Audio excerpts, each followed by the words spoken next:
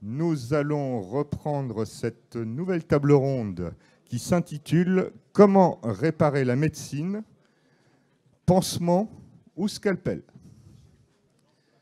Pour répondre à cette question, merci d'accueillir comme il se doit. Est-il encore besoin de le présenter? Monsieur le professeur Christian Perronne.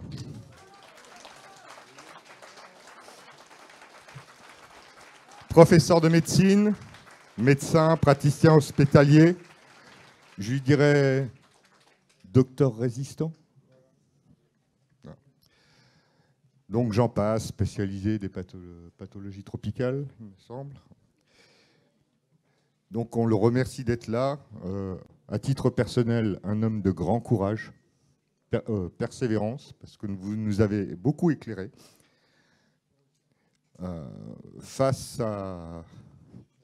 aux persévérances d'un système qu'on peut qualifier de manipulatoire et de mensonger. Merci d'accueillir également Monsieur Marc Daoud, journaliste indépendant, directeur de publication du magazine Nexus. Très bien. On va attaquer tout de suite sur la première question. Je précise que les questions ont été concoctées par Monsieur Mathieu Lalouette du mouvement politique citoyen et qui est le fondateur de l'Agora du Frexit. Notre système de santé est en crise. Entre les déserts médicaux, la bureaucratie étouffante, le manque et la fatigue des soignants, on a l'impression que l'édifice s'effondre. D'après vous, quels sont les principaux maux qui affectent la médecine aujourd'hui, malgré une multitude de personnels extraordinaires? D'abord, bonjour à tous, je suis ravi d'être là. Bravo les complotistes, les éveillés, les résistants. On est une grande famille. Et je vous le dis, ce n'est pas un scoop, on va gagner, ne vous inquiétez pas, je suis serein. Alors, je voulais juste, avant de parler de médecine, remercier nos amis de Mayotte parce que leur témoignage était extraordinaire. Moi, dans cette crise, j'étais en contact, j'étais même invité par le bâtonnier des avocats de la Martinique. J'étais en relation avec la Guadeloupe, avec la Nouvelle-Calédonie, avec Tahiti, la Réunion. Il faut savoir que l'État profond est très jaloux de cet empire maritime français et veut nous piquer toutes nos îles, notamment en Nouvelle-Calédonie, il y a du nickel, il y a peut-être d'autres endroits, il y a du pétrole ou d'autres réserves. Ils se foutent totalement des populations locales, mais ils les manipulent quelquefois contre la métropole. Et il y a un abandon total du gouvernement de la République française vis-à-vis de ces populations. C'est une honte nationale. Et moi, de tout mon cœur, j'apporte tout mon soutien à ces populations d'outre-mer qui sont fantastiques et en plus qui aiment la France, mais qui sont consternées par l'abandon dont le gouvernement fait preuve. Donc voilà, je voulais qu'on les remercie chaleureusement. Après, Et maintenant, je passe à la médecine. Alors, effectivement, c'est une démolition en règle à laquelle on assiste, mais il ne faut pas savoir que c'est par hasard, c'est totalement programmé. C'est l'État profond qui veut ça, c'est la démolition de tout le système public. Alors, on l'a vu avec la Poste, on l'a vu avec tous les services publics dans tous les pays. C'est voulu, c'est pas par hasard. Quand on voit qu'il y a des dizaines de milliards donnés à l'Ukraine, qu'il n'y a pas quelques dizaines de millions pour Mayotte pour donner de l'eau, qu'il n'y a pas, avec un demi-milliard d'euros pour la France, on peut construire plusieurs hôpitaux, payer des infirmiers, des médecins pendant des années, des décennies, restructurer tout le système de santé, réarmer les urgences. Et pendant ce temps-là, on meurt aux urgences en France, quelquefois on attend 3-4 jours, on meurt sur des brancards. C'est totalement voulu. Ce que veut l'État profond, puis malheureusement, vous savez, on a un petit gars qui s'appelle président, qui est une marionnette. Je ne sais plus comment il s'appelle d'ailleurs, parce que ça... c'est Mac quelque chose, je ne sais plus. Non, c'est pas McKinsey, je sais, mais c'est Mac quelque chose quand même. Il est en train la volonté, c'est pas lui qui décide, parce que lui, je pense qu'il décide pas grand-chose, mais on lui impose un jour de vendre tout le système de public de santé français pour 1 euro symbolique à tous les fonds de pension américains. Il faut savoir ça. Donc c'est totalement voulu. J'ai été nommé, j'étais à l'assistance publique hôpitaux de Paris quand j'étais étudiant en 75, interne à partir des années 80, professeur, je ne sais plus, en 94, quelque chose comme ça. L'assistance publique, c'était une belle institution publique qui était au service du public. Il n'y avait pas toujours tellement d'argent, mais il y avait une solidarité entre l'administration et les médecins. Et ça a commencé avec... C'est pas ni la droite ni la gauche, ils sont tous au service de quelques milliardaires. Ça a commencé avec les ordonnances Juppé, donc c'était la droite. Après, quand la gauche est arrivée, moi, je n'étais pas spécialement de gauche. Je me suis dit, bon, peut-être que la gauche, ils sont plus proches du peuple, ils vont aider la santé que nenni. Ils ont continué à sabrer. Après, Chirac est arrivé, je dis, tiens, ça va peut-être revenir, que dalle. Et puis après, Sarkozy, puis après, alors le pire, c'est Macron. En fait, ils font tous la même politique. Alors, bah, j'ai adoré ça parce que j'ai pris ma retraite, mais j'étais encore chef de service à l'époque et je présidais le comité médical de l'hôpital de Garches. J'avais des réunions avec l'administration, soit locale, soit centrale. Et il me disait, Monsieur Perron, il faut améliorer l'efficience. Alors, améliorer l'efficience, j'ai appris la novlangue. Hein. Je ne suis pas idiot, j'ai appris la novlangue par cœur. J'ai un dictionnaire de novlangue. Donc, améliorer l'efficience, c'était casser dans les effectifs, supprimer les budgets. Et puis alors, après, il y avait Sarkozy qui nous a dit travaillez plus, vous gagnerez plus. On y a cru. Même j'étais envoyé vous savez qu'en tant que chef de pôle, on m'a envoyé en rééducation. On a subi un enseignement des professeurs d'HEC qui nous ont dit, vous les chefs de service, le chef de pôle, vous êtes nuls, vous êtes des médecins, vous ne connaissez rien à la gestion. Il faut améliorer, l'hôpital doit devenir efficient, rapporter de l'argent, donc vous devez prendre des parts de marché aux cliniques du coin, etc. On faisait des jeux de rôle. Alors moi, je faisais le directeur de l'agence régionale de santé, et l'autre faisait le chef de service. Et ils nous prenaient vraiment pour des idiots, ces professeurs d'HEC. Puis au bout de 2 jours, ils ont compris que on dit, mais si nous, on prend des parts de marché, qu'on augmente notre activité, la Sécu dit stop parce que ça coûte plus cher si on augmente l'activité. Donc la Sécu baisse le prix du point. Si on gagne de, je sais pas, on a augmenté de 20%, ben, ils vont nous baisser de 20% le prix du point pour qu'on gagne toujours pareil. Donc en fait, Sarko, il nous a complètement enfumés.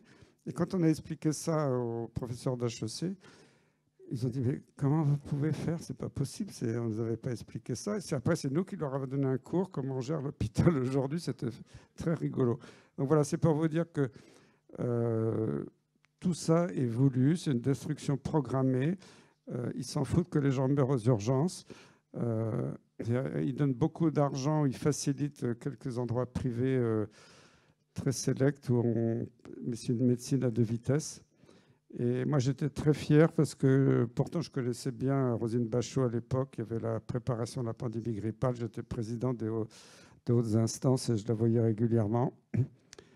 Et Roselyne Bachot a eu un choc parce que je suis fier de l'avoir fait. J'étais en tête de la manif contre sa loi HPST, ce que j'appelle la loi scélérate, Hôpital, Patient, Santé, Territoire, c'était sous le mandat de Sarkozy, qui a commencé la démolition de l'hôpital public.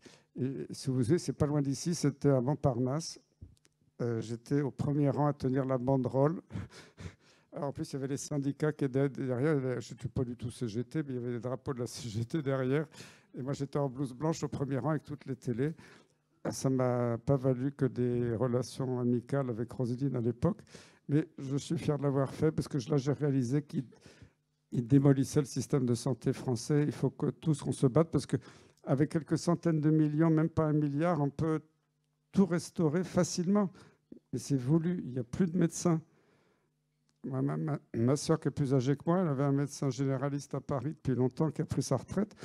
J'ai mis 2 ans à lui trouver un médecin pour la remplacer. Encore, c'est un médecin qui m'a dit Christian, par amitié pour toi, je veux bien m'occuper de ta soeur, parce que j'avais appelé déjà 20 médecins qui disaient non, moi je suis saturé.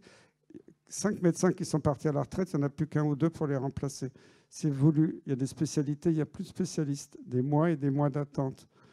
Il ne faut pas me faire croire que c'est un peu manque de sous. Et quand on dit que l'État n'a pas d'argent, des dizaines de milliards à l'Ukraine, des milliards à McKinsey et autres, des milliards à la presse. Et là, il y a de l'argent à flot. N'oubliez pas qu'on dit, ah, oui, mais il y a la dette. La dette, c'est un racket organisé par l'État profond. Ça a commencé en France avec Pompidou, qui venait de la banque Rothschild. Puis Giscard. Au début, j'aimais bien Giscard, il avait l'air sympa, mais après, j'ai réalisé tout ce qu'il a fait. Mitterrand, etc., et les autres. La dette, il suffit de l'annuler. Poutine, qu'est-ce qu'il a dit? Il a mis les Rothschild dehors. Il a dit, ah, bah, il y a une dette, mais venez la chercher, je ne sais pas où elle est. Voilà, la dette, c'est un trait de papier sur un compte d'ordinateur. La dette, il faut arrêter. C'est un racket contre le peuple français. 2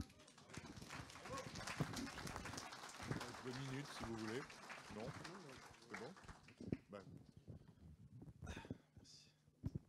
Alors j'ai oublié la question, désolé. J'ai écouté Christian comme vous tous et ouais, c'est toujours très intéressant. Et d'ailleurs, ça a été ma toute première interview en 2020 sur le sujet de la santé en plein confinement. Christian que je ne connaissais pas et qui travaillait encore à quelques dizaines, centaines de mètres des bureaux de Nexus, parce qu'il était encore à Garches. Et donc j'ai eu la chance de pouvoir faire une petite interview avec lui par téléphone. Et c'est à partir de là que j'ai vraiment mis le pied dans l'enquête et la compréhension de ce qui se passe au niveau santé dans ce pays, parce qu'avant, ce n'était pas un sujet forcément sur lequel je m'étais penché. Et c'est vrai que force est de constater que les moyens, s'ils voulaient être mis, ils seraient mis depuis longtemps. Et derrière, il y a toute une structuration qui est établie pour laisser la place à quoi ? À ce dont on parle depuis des années, l'intelligence artificielle, le big data, la modélisation des patients. Comme tu disais, Christian, la disparition de plus en plus des médecins de ville, des médecins généralistes, pour tout un tas de raisons. Et cette concentration, cette standardisation de la médecine. Et voilà, désolé, j'ai mis toutes mes fiches, parce que j'ai très mauvaise mémoire. Mais tout est là, en fait. Tout est déjà publié dans les médias, même mainstream, et dans les rapports officiels, les communiqués. Et c'est ça qui est terrible, c'est qu'on voit très bien.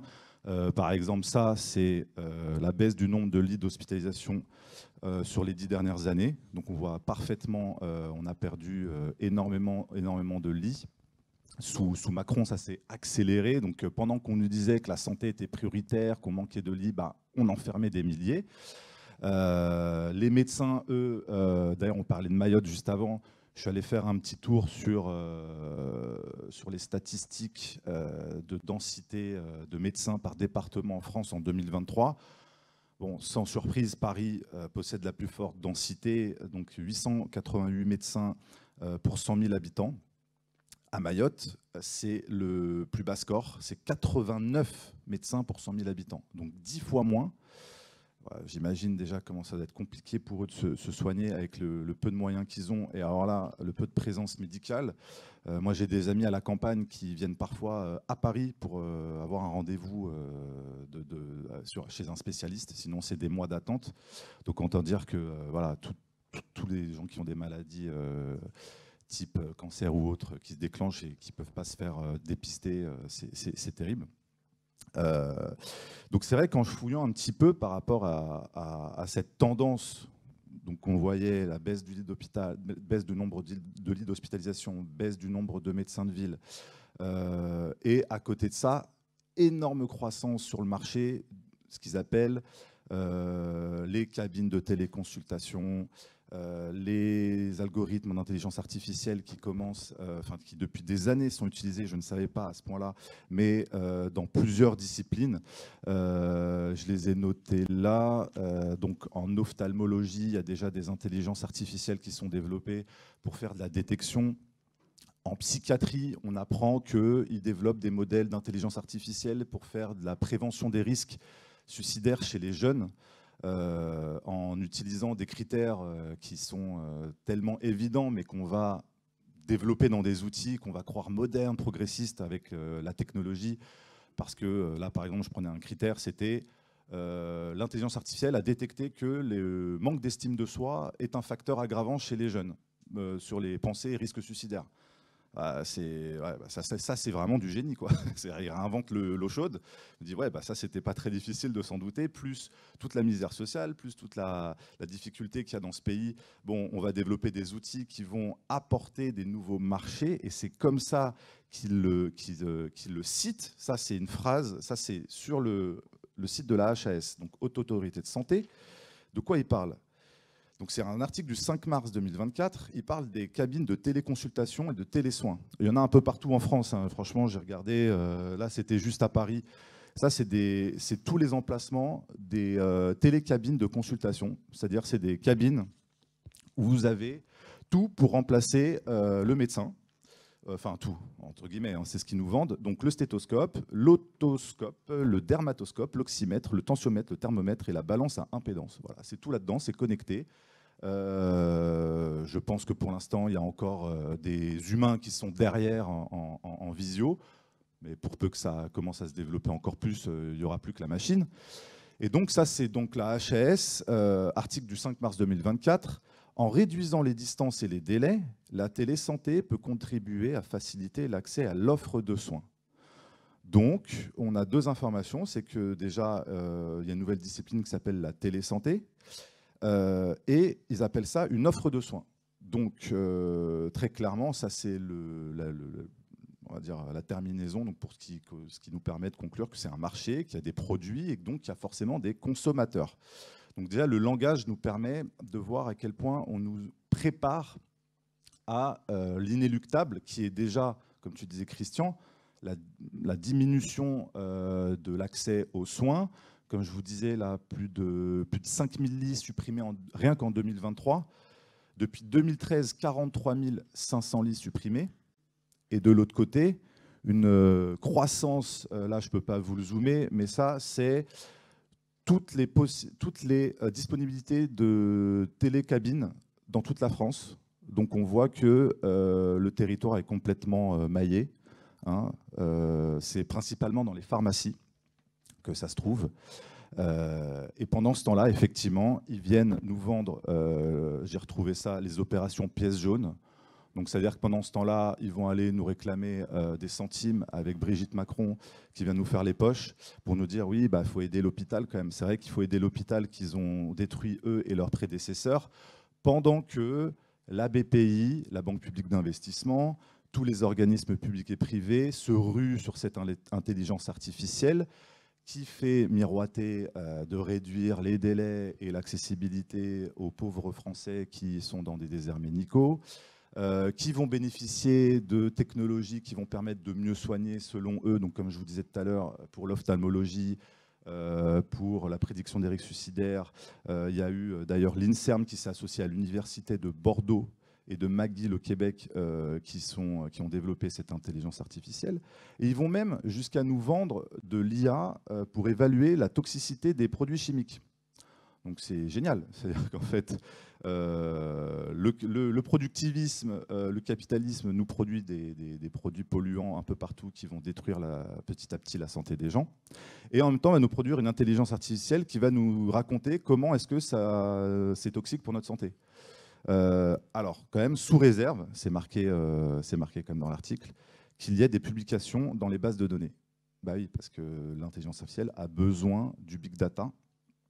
Et c'est là où en fait on voit que tout est en train de se mettre en place parce qu'il y a un big data génomique en France qui est en train de développer des séquençages génétiques. Donc il y a un plan France Médecine Génomique 2025 qui a été établi il y a à peu près 8-9 ans. Donc ça y est, on y est. Qui inclut, à l'époque, il disait, qui inclura, donc je pense que c'est déjà le cas, 12 plateformes sur tout le territoire de séquençage génétique haut débit et un centre national de calcul intensif pour traiter la big data. Voilà. Donc on ne va plus être que des chiffres et des data au service de la big tech, forcément pour nous vendre des petites pilules adaptées à la génétique de chacun. On va tous être séquencés, donc c'est super. C'est la modélisation du citoyen et du patient pour le plus grand rêve de ceux qui faisaient comment on appelle ça, des analyses de cohorte. C'est-à-dire que le patient n'est plus un patient unique, c'est une unité dans une cohorte. Et donc, on va utiliser la machine pour développer tout un tas de calculs algorithmiques pour réfléchir à ces cohortes. Donc, franchement, c'est du génie. C'est la transformation du capitalisme dans toute sa splendeur.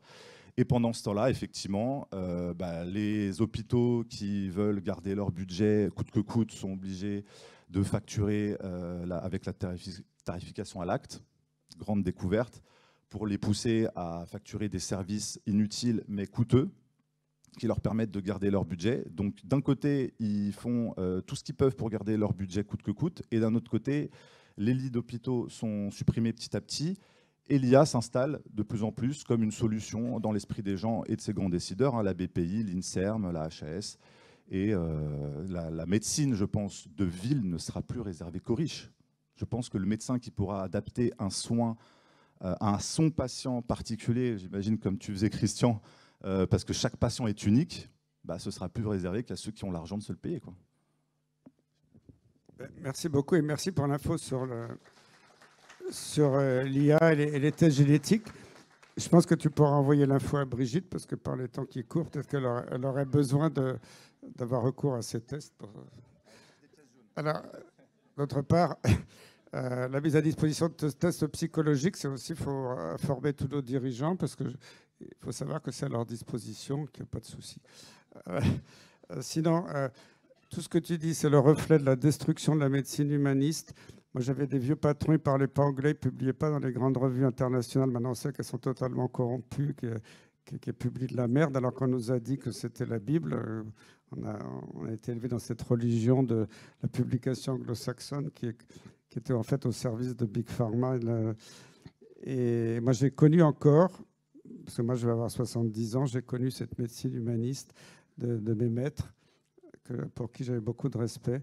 Et maintenant, là, on apprend aux jeunes une médecine totalement arithmétique, déconnectée. On ne parle plus aux patients. Moi, j'ai quand même appris que maintenant, dans beaucoup de services à Paris, on ne fait plus... Avant, là, il y avait le patron, quelquefois c'était un peu cérémonial, il faisait la visite avec tous ses assistants, les infirmières derrière. Maintenant, les infirmières ne sont plus derrière parce qu'il n'y en a plus. La surveillante derrière son ordinateur à faire des calculs sur Excel. Elle ne connaît plus les malades. Et maintenant, en fait, j'ai appris que dans certains services, on fait la visite dans un bureau avec le patron, les assistants, les internes. On discute du cas du malade, on regarde sur l'ordinateur son scanner, parce que maintenant tout est sur l'informatique. Et toute la visite se passe le matin comme ça. Puis après, il reste une demi-heure à la fin de la matinée pour dire bonjour au patient. Ben voilà, on a vu votre dossier, voilà ce qu'on va faire pour vous. Il ne lui pose même pas de questions, il ne l'examine plus, parce que plus personne ne sait examiner un malade. Alors que pour moi, les trois quarts des indices d'un bon diagnostic clinique, c'est l'interrogatoire, c'est de parler avec le patient, son passé, son vécu, comment tout ça est survenu. Maintenant, et les jeunes, on leur apprend qu'à soigner, des résultats de tests biologiques, des résultats de scanners. Alors, beaucoup de maladies, il n'y a aucun test biologique fiable, il n'y a pas d'anomalie radiologique. Et dans ce cas-là, on les envoie en psychiatrie en disant vous ne rentrez pas dans les cases. L'exemple, c'est la maladie de Lyme chronique, en plus qui est une arme de guerre biologique qui n'a pas le droit d'exister. Ça, je me suis battu là-dessus avant le Covid. Tout ça, pour moi, c'est vraiment une dégradation terrible de la médecine. Et je plains ces pauvres étudiants qu'on formate là-dessus. C'est vrai que j'étais dans le système, mais quand on veut monter dans le système, être professeur, tout ça...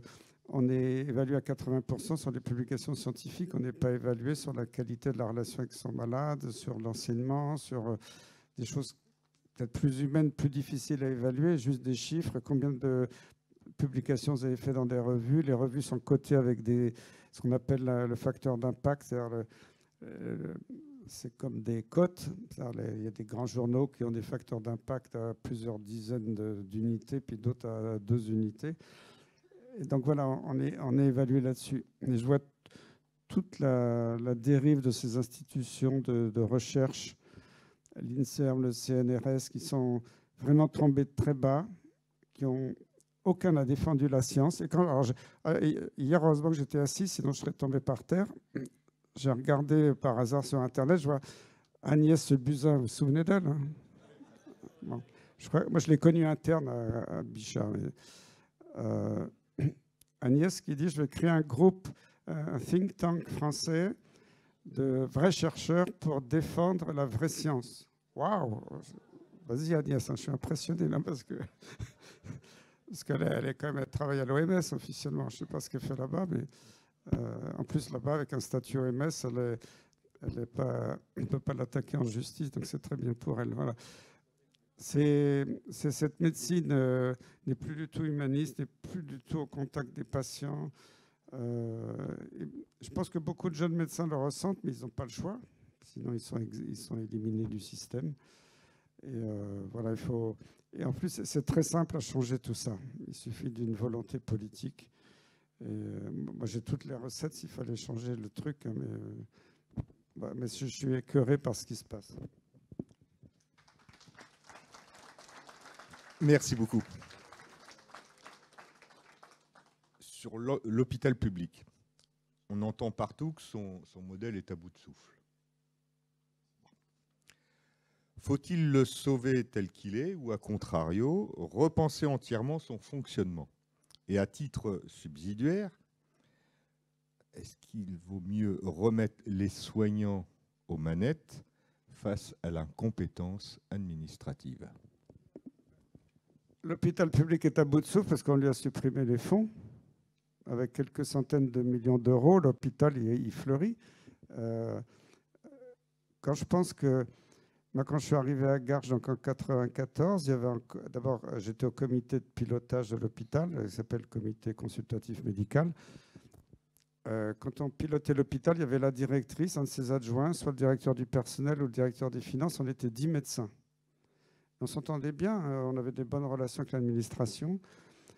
Et puis petit à petit, avec la loi Sarkozy, les médecins n'ont plus eu leur mot à dire. D'un seul coup, du jour au lendemain, j'étais... bon, allez, on vous écoute parce qu'on est gentil. Puis je dis, mais attendez, excusez-moi, mais là, vos décisions, ça ne va pas du tout. Bah, écoutez, monsieur Perrin, vous êtes gentil, mais nous, on est des gens sérieux. Et pendant des années, ils ont supprimé, et c'était la galère pour avoir un poste de médecin remplacé. Avant, quand un médecin partait à la retraite, ou je sais pas, ou par malheur décédait, il était automatiquement remplacé. Il n'était plus remplacé. Il fallait faire tout un plan d'action énorme pour prouver que le nouveau médecin qui sera engagé allait rapporter des sous à l'hôpital. Vous imaginez. Les infirmières, non, on n'a plus les moyens. Monsieur Perron, soyez sérieux. Voyons, c'est la crise. Et pendant ce temps-là, tous les mois, pendant des années, ils ont engagé un nouveau conseiller administratif. Le gars qui doit surveiller la méthodologie, je ne sais pas quel truc administratif. Après, il y avait le contrôleur de gestion qui contrôlait l'autre contrôleur qui avait été embauché 6 mois avant. Et j'avais une secrétaire qui avait de l'humour. Elle avait fait un classeur, parce qu'on recevait des mails de la direction. Veuillez accueillir monsieur, madame Tartampion, notre nouveau gestionnaire, machin. Il y en avait des piles comme ça. Donc, ils ont embauché des centaines de gens totalement inefficaces qui sortaient de l'école de Rennes, qui est l'école des directeurs d'hôpitaux, de Sciences Po, qui avaient 25 ans, qui ne connaissaient rien à l'hôpital, et qui venaient nous expliquer à nous médecins comment il fallait gérer l'hôpital. Et là j'ai eu envie de vomir, quand c'était vraiment les médecins, vous n'êtes plus rien, taisez-vous, et on va gérer à votre place. Donc c'est très facile de restaurer l'hôpital public, il suffit de mettre un peu d'argent, même pas le 20e ou le 50e de ce qu'on a donné à l'Ukraine, et on a un hôpital florissant. Il faut exprès de le faire mourir. C'est pas plus compliqué que ça. Et vous avez une autre partie de la question? La question, c'était tout simplement de remettre les soignants aux manettes de l'hôpital. Voilà. Alors malheureusement, les hôpitaux militaires sont aussi en voie de disparition. Moi, j'avais beaucoup de copains dans l'armée, des professeurs de médecine. Sarkozy a totalement démoli le système de santé des armées. J'en suis vraiment désolé. Mais au moins, dans l'armée, les directeurs des hôpitaux sont des médecins. Et ça change tout. Il y a beaucoup d'hôpitaux, même aux États-Unis. En France, il y a une possibilité. Si un médecin n'a pas fait de médecine depuis 20 ans, il a le droit de s'inscrire à Sciences Po puis de revenir comme directeur d'hôpital, mais c'est quand même très rare. Alors je ne dis pas que ce soit obligatoirement un médecin, mais au moins qu'il y ait un partage de la direction entre médecins et administratifs. Moi, j'ai connu l'époque des mandarins quand j'étais jeune étudiant. À l'époque, c'était dingue parce qu'un mandarin, il claquait des doigts. Il y avait le directeur qui arrivait ventre à terre. Monsieur le professeur, qu'est-ce qui se passe? Il se couchait devant lui. Vous avez besoin d'infirmière? Mais bien sûr, tout de suite, monsieur le professeur. Et moi, quand j'étais chef de service, j'étais le sous-fif en disant, bon, dégagez, on n'a pas besoin de vous. Il faut rééquilibrer. Il y avait peut-être un excès des mandarins à l'époque, et je ne suis pas pour un hyper pouvoir des médecins, mais qu'au moins ce soit partagé, parce que les médecins, ce sont eux qui voient les patients tous les jours, qui connaissent les besoins. Et puis, moi, je vois la souffrance des soignants, des infirmiers, des aides-soignants. Aujourd'hui, c'est terrible. Moi, j'ai encore des contacts avec l'hôpital. Mon service avait 48 lits. Quand je suis parti, il n'y en avait plus que 24. Ils ont ouvert une unité de neurologie. Bon, très bien.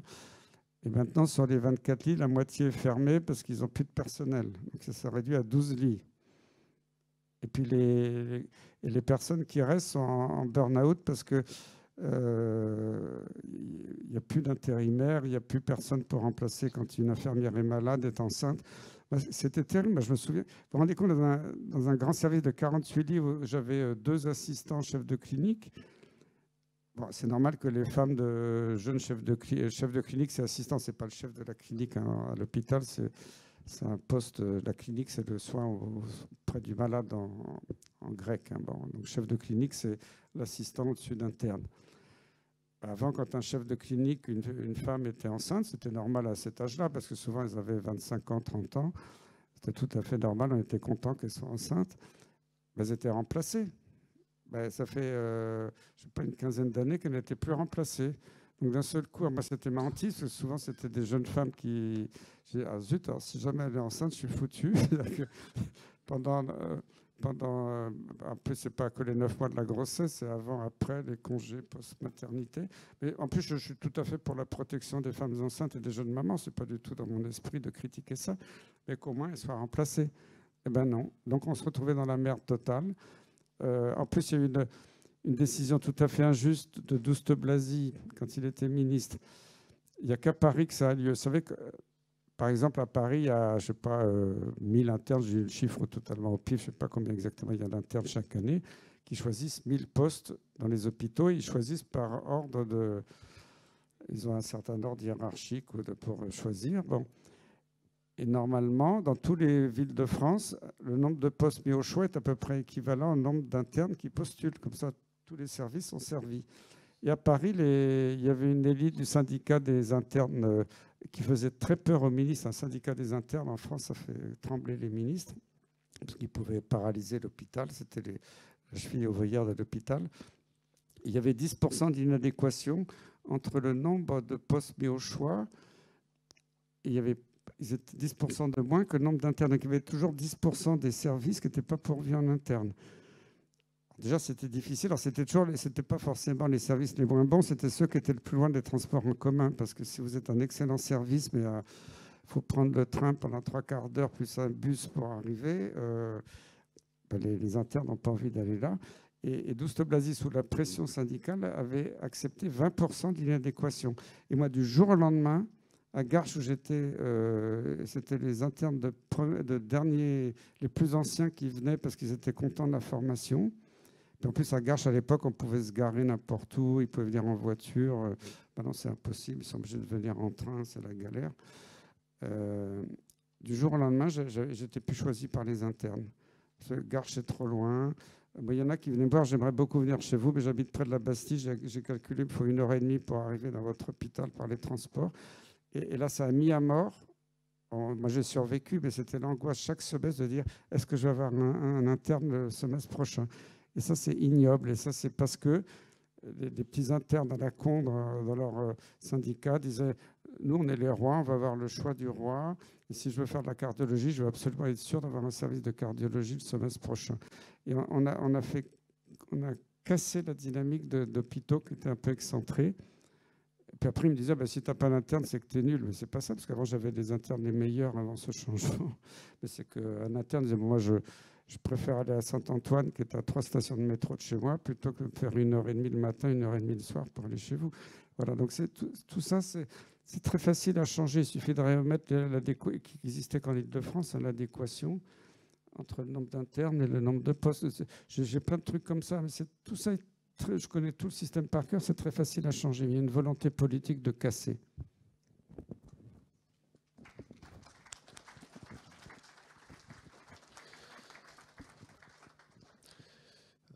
Merci pour ces anecdotes et ce témoignage qui montrent à quel point, effectivement, c'est avec beaucoup plus de moyens financiers, ça c'est sûr, mais l'argent on l'a, mais surtout en laissant faire les professionnels de santé qui sont dévoués, comme tu l'as été, comme d'autres, moi, que je rencontre depuis le Covid, mais qui racontent des années de galères, parce que tout tient sur leurs épaules. Parce qu'en fait, vu que plus rien ne tient à cause du manque d'effectifs et du manque de moyens, ça tient qu'à leur dévouement, parce que la plupart des gens que je rencontre ne comptent plus leurs heures, sont complètement en burn-out.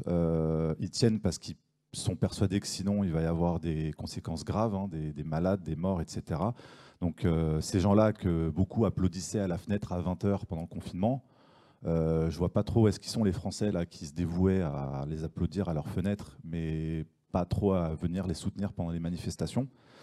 Et c'est vrai qu'à force de voir ces histoires, je me rappelle de tout ce que tu as pu nous partager, Christian, sur Lyme. Tu étais quasiment le seul à batailler pour essayer de faire reconnaître cette maladie parce que les gens étaient traités de fous quand ils témoignaient de ce qu'ils vivaient. Nous, à Nexus, on essayait modestement de relayer des témoignages, parce que plein de gens finissaient par nous dire « mais attendez, nous on vit ça, on vit ça, on vit ça ». Donc au bout d'un moment, on se dit bah, « ces gens ne sont pas fous, il y a bien une maladie bizarre, il y a bien quelque chose ». On a fini par découvrir que c'était lié à des essais militaires. Donc finalement, il y a le dévouement de ces personnels soignants qui sont là à l'écoute. Que fera la machine face à quelqu'un qui vient avec une nouvelle maladie de Lyme ? Elle fera quoi, l'IA là ? Elle fera rien du tout. Elle va les mettre en psychiatrie, elle va les mettre avec des traitements de Doliprane ou autre. Il faut bien des médecins dévoués pour aller chercher, fouiner, ne pas croire au dogme, pour aller essayer d'aider les patients qu'il a en face de lui. Et au bout du compte, finalement, maintenant, ça y est, c'est reconnu, entre guillemets. Bon, pas le chronique, pas vraiment, c'est un peu compliqué, mais on passe moins pour des fous complotistes quand on parle de Lyme. Et je me souviens aussi, d'ailleurs, à croire qu'à Garches, il y a un nid de résistants, mais il y avait aussi les docteurs de l'épine, qui faisaient un boulot incroyable, qui ont été virés comme des malpropres, hein, pour ne pas dire plus, en 2014, et puis, alors qu'ils ils soignaient des enfants.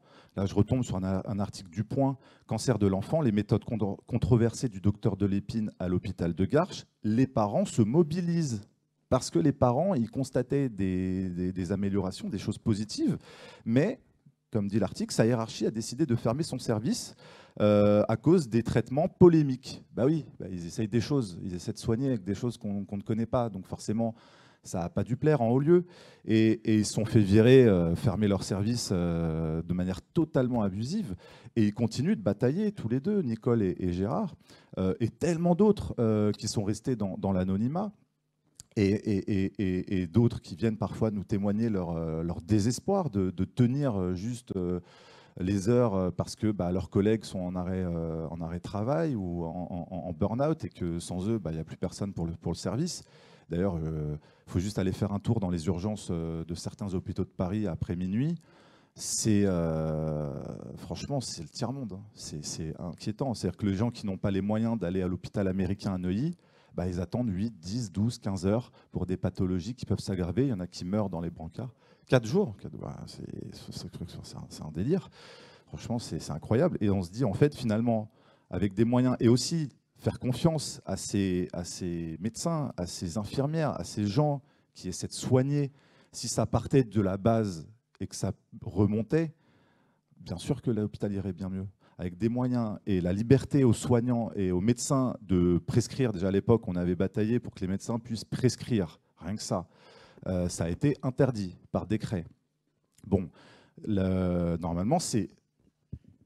Justement, normalement, un médecin peut prescrire ce qu'il veut, dans la théorie. Mais il y a eu la loi Bertrand. Alors, Xavier Bertrand, je pense qu'il a pas fait ça à mal, c'était l'affaire du Mediator.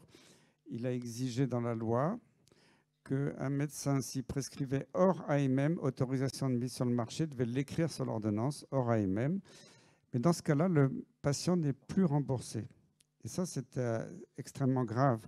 Parce qu'à l'hôpital, 80% des prescriptions sont hors AMM. Parce que l'AMM, pour que vous compreniez, l'AMM, c'est vous êtes le directeur de Pfizer, vous avez un nouveau médicament miracle, vous avez un nouvel antibiotique génial. Vous n'allez pas faire des études cliniques à plusieurs millions d'euros, de dollars. Il faut le faire dans plusieurs continents, plusieurs pays pour avoir l'AMM, sur toutes les infections possibles, du nez, des doigts de pied, du poumon, des reins. Donc vous allez choisir 2-3 infections les plus courantes qui tiennent le marché. Vous allez faire des études sur quelques milliers de patients. Vous allez avoir l'AMM pour la pneumonie, l'infection cutanée, puis éventuellement un autre truc. Donc votre antibiotique qui est génial, qui marche très bien sur le staphylocoque, va avoir l'autorisation de mise sur le marché. Si vous, en tant que médecin, c'est le seul antibiotique qui va marcher sur une infection des reins qui n'était pas prévue dans la liste de l'AMM, vous êtes hors AMM. Avant, ça ne posait pas de problème si le médecin faisait ça en son âme et conscience, qu'il ne prenait pas de risque. Le médicament était connu depuis des années, commercialisé depuis 10 ans comme ça. Maintenant, s'il le fait, il peut être convoqué par le Conseil de l'Ordre, mis en examen pour prescription hors AMM. Alors, c'est totalement légal, la prescription hors AMM. Et ce qui est hors AMM pour se protéger, le patient n'est pas remboursé. Et si le médecin insiste et le prescrit sans marquer hors AMM, il peut être tenu de rembourser toutes les ordonnances qu'il a faites. Il y a des médecins qui ont été condamnés à des sommes astronomiques. Heureusement, ils ne le font pas parce qu'à l'hôpital, on avait fait une publication scientifique publiée sur les antibiotiques rares qu'on utilisait dans les infections ostéo-articulaires complexes. Sur la Garche, on avait des gens qui avaient des infections osseuses très complexes avec des dizaines de milliers d'euros de factures d'antibiotiques sur 6 mois. Si on avait appliqué la loi Bertrand, les patients en sortant de l'hôpital auraient reçu des factures de milliers ou dizaines de milliers d'euros. Heureusement que la loi n'est pas appliquée. Mais quand ils veulent l'appliquer contre des généralistes, il y en a peut-être 5 ou 6 qui ont été attaqués comme ça, ils ne s'en privent pas. Donc cette liberté de prescription, elle n'existe plus vraiment. Il y a toujours cette épée de Damoclès. Et pourquoi des médecins sont radiés? Parce qu'ils ont sauvé des gens avec l'hydroxychloroquine, l'ivermectine, la vitamine D. Il faut arrêter de dire que ça ne marche pas. C'est prouvé, archi-prouvé, je le dis, c'est prouvé, archi-prouvé dans toutes les méta-analyses internationales. Ça marchait remarquablement bien. Eh bien, encore aujourd'hui, des médecins généralistes sont radiés parce qu'ils ont sauvé des malades et qu'ils n'ont pas écrit hors AMM sur l'ordonnance.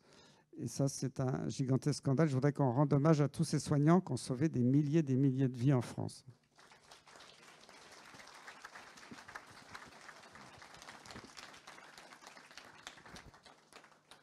Merci. Une dernière question très très rapide, environ 2 minutes, chacun pourrait répondre. Y a-t-il des pays selon vous qui ont su trouver des solutions viables aux problèmes que nous rencontrons aujourd'hui en France? Ou alors, tout simplement, si nous revenions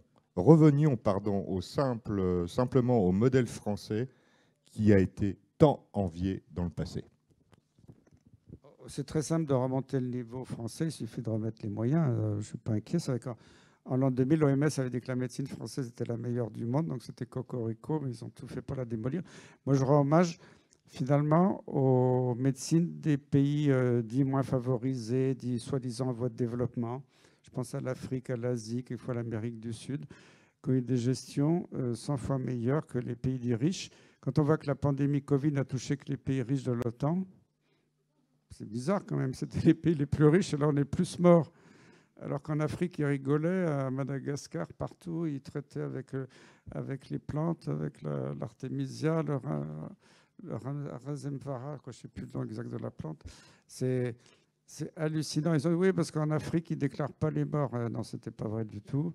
Oui, c'est parce qu'il fait chaud, mais il y avait des pays qui avaient la même température dans d'autres pays sous dépendance de l'industrie, qui avait beaucoup de morts. Moi, ce qui m'avait frappé, après quelques mois de pandémie Covid, je regarde la carte du monde, je dis, c'est marrant, ouais, marrant. La France a autant de morts que tout le continent africain, ce qui est plus grand, et la moitié des morts de l'Afrique, c'est l'Afrique du Sud, qui est totalement sous le joug de l'industrie pharmaceutique mondiale. Je dis, là, il y a un problème quand même, il faut qu'on m'explique. Voilà, donc je rends hommage à tous ces soignants qui ont été indépendants, qui n'ont pas été sous le joug de cette industrie pharmaceutique. Et c'est très facile de restaurer le système. Il suffit d'abord de virer l'équipe gouvernementale en place, c'est la priorité.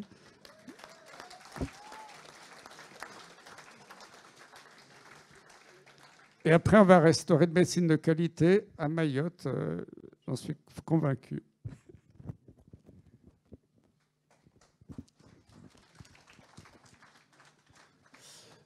C'est vrai qu'il y a un aspect positif. Je regardais sur un article de Statista aux déserts médicaux, c'est que selon eux, ça a favorisé le recours à des pratiques de médecine alternative. Parce que du coup, faute d'avoir des médecins chez eux, les Français essaient de se tourner vers des médecines qui prennent soin de leur santé. Donc ici, parmi elles, l'ostéopathie, l'homéopathie, l'acupuncture, l'hypnose et la lithothérapie. Apparemment, un Français sur 5 a privilégié ces pratiques alternatives à la médecine conventionnelle. Donc, sauf que maintenant, ils veulent essayer de mettre ça dans le radar de la Miviludes, dérives sectaires, etc., pour contraindre les praticiens à faire ça quasiment dans la clandestinité. Moi, j'ai vu des gens qui sont quasiment comme des clandestins, alors qu'ils ils soignent leurs passants en préventif, voire parfois en curatif. Alors, des modèles que moi je vois, en tout cas, ce que je constate, c'est que quand je parle avec des médecins suisses, ils sont beaucoup plus libres que nous. Pour faire des médecines alternatives, pour prescrire, etc. Il n'y a pas du tout cette pression du Conseil de l'ordre. Donc peut-être déjà commencer par supprimer le Conseil de l'ordre, ce serait déjà une bonne chose. Et en Allemagne, souvent on cite l'Allemagne comme un modèle économique. J'ai déjà eu des médecins qui m'ont témoigné qu'en Allemagne, il y a beaucoup de cliniques alternatives, en l'occurrence sur le jeûne, c'est pas du tout tabou chez eux, c'est quasiment officiel. Voilà, il y a plein de pratiques qui se font et qui n'engendrent pas des conséquences, des radiations, des menaces.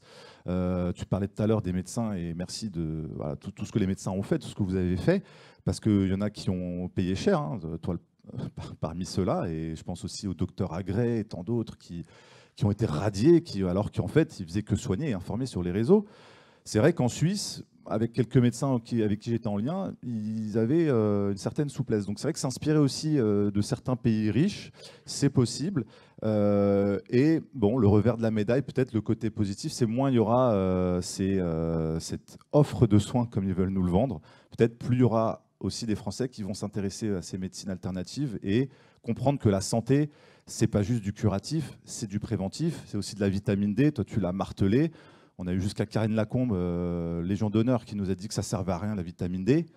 J'ai entendu toute ma vie les médecins de ville dire en hiver, c'est quand même assez important, surtout en France, de s'en supplémenter. Et puis on a aujourd'hui des gens qui viennent essayer de nous convaincre du contraire. Donc le bon sens, finalement, va peut-être revenir sur le terrain de la médecine avec la disparition de ces gens-là. Et puis, je rappelle à Karine Lacombe que depuis ce qu'elle a affirmé chez Bourdin, c'est maintenant archi-prouvé dans des études randomisées que la vitamine D a sauvé des malades du Covid. Donc voilà. Même l'Académie de médecine, pour une fois, avait dit des choses.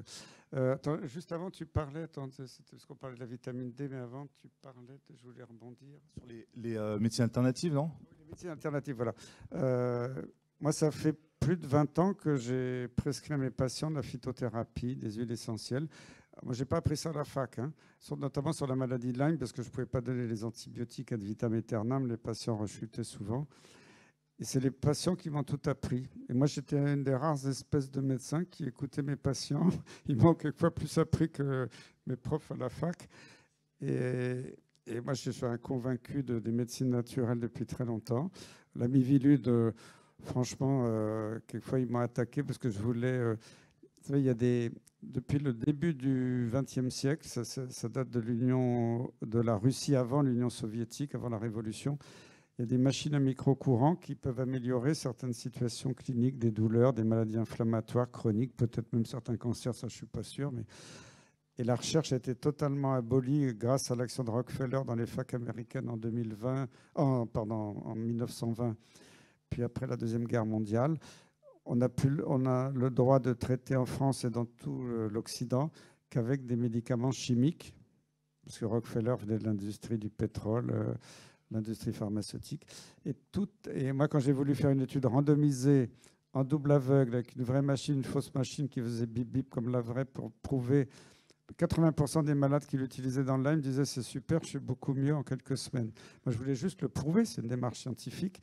J'ai eu des attaques par un journaliste que je ne citerai pas, dans un journal pseudo-scientifique que je ne citerai pas, comme quoi je tombais dans le charlatanisme. Je voulais juste évaluer de façon scientifique si oui ou non cette méthode était vraie ou charlatane.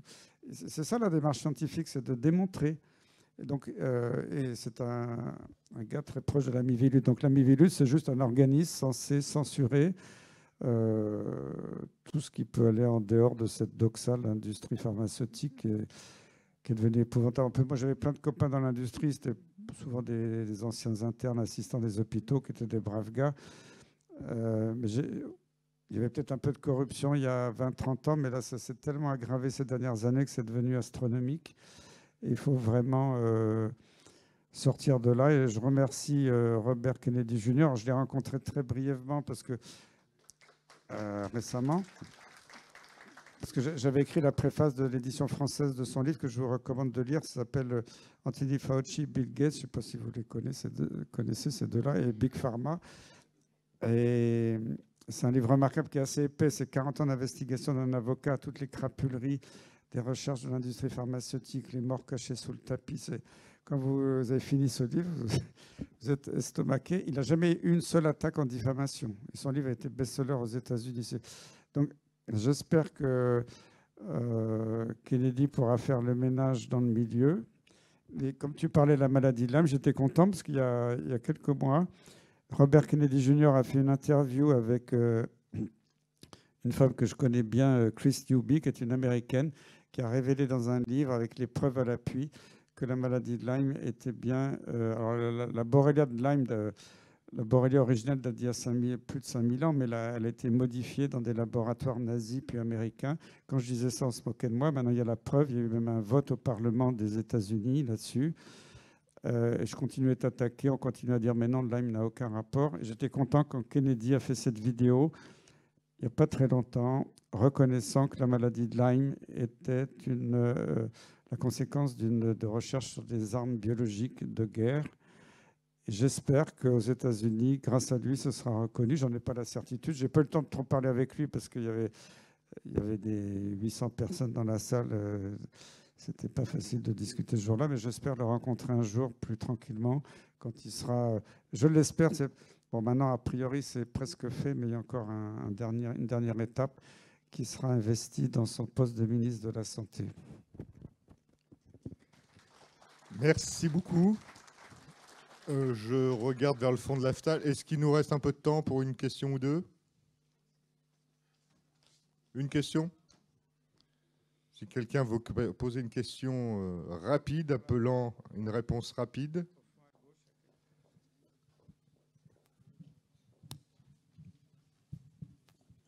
Vous m'entendez? Oui, absolument. Voilà, donc, je veux une confirmation comme quoi dans la nomenclature des pathologies a été rajouté il y a 3-4 ans le fait de refuser un vaccin.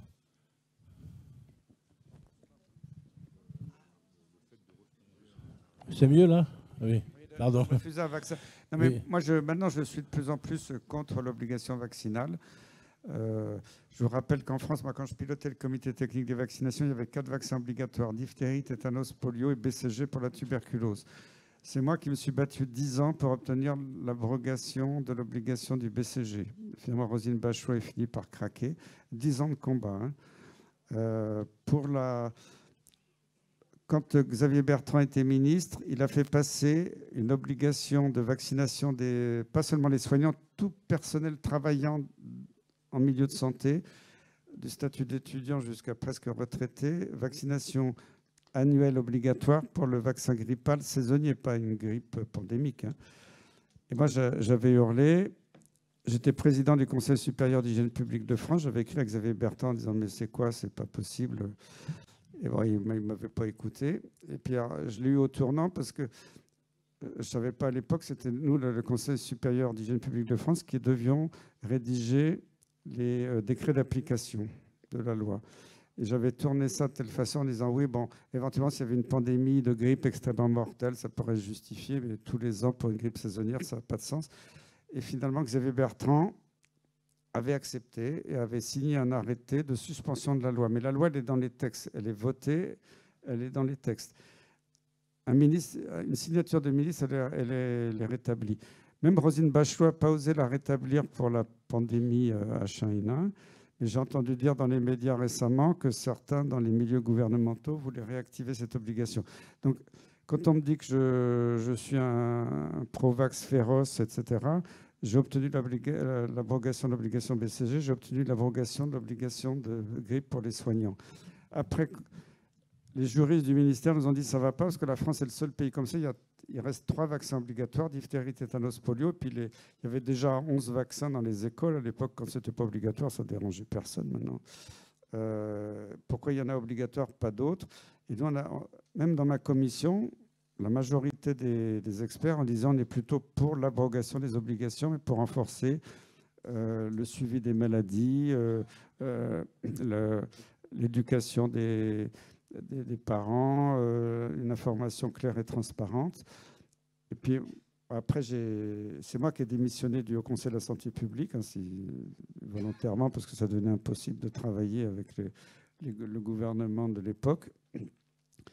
Et ils ont profité de mon départ pour qu'Agnès Buzyn mette les 11 vaccins obligatoires. Donc là encore, c'est pas moi. Même si une fois, j'avais eu le malheur parce qu'il y avait des ligues antivaccinales excessives qui m'avaient énervé, j'avais dit, non, ça peut-être... J'avais fait une lettre un peu maladroite à l'époque sur les obligations vaccinales, mais au fond de moi-même, j'ai toujours été contre. En tout cas, aujourd'hui, je suis persuadé qu'il faudrait suspendre les obligations vaccinales, sauf s'il y avait vraiment une maladie extraordinaire qui tuait tout le monde. On a vu avec le Covid que pour l'instant, ce n'était pas le cas. Oui, ma question, mon information, c'était que dans la nomenclature des pathologies, il y a refus de faire un vaccin. Donc ça continue. Refus d'un vaccin. Refus, ça correspond à l'obligation, c'est ce que je vous dis. C'est ça, oui. Mais c'est écrit dans les pathologies, c'est pas une maladie.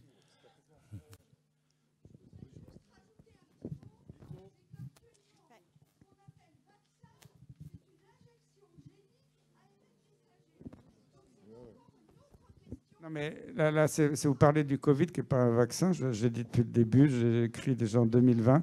C'est une thérapeutique génique expérimentale, ça n'a rien à voir avec les vaccins.